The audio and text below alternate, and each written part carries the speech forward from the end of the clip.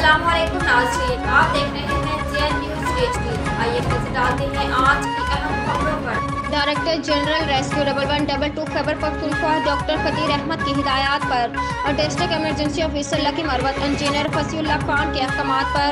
District training wing incharge Abdullah Khan ने गुज़श्ता रोज़ इंटरनेशनल इस्लामिक स्कूल का दौरा किया, जहां पर district training wing incharge Abdullah Khan ने इंटरनेशनल इस्लामिक स्कूल के 350 तलबा तालिबात और फीमेल तदरीसी अमले को आग से बचाव, तरबियत, मेडिकल और रेस्क्यू हंगामी हालात में अपने स्टाफ के बचाव के बारे में ब्रीफिंग दी गई। इस तरबीती प्रोग्राम का मकसद लकी मरवत में मौजूद हर फर्द को इस काबिल बनाया जाए कि किसी भी इमरजेंसी की सूरत में वो रेस्क्यू 1122 के शाना बशाना काम कर सकें और बेहतर और महफूज पाकिस्तान में अपना किरदार अदा कर सकें।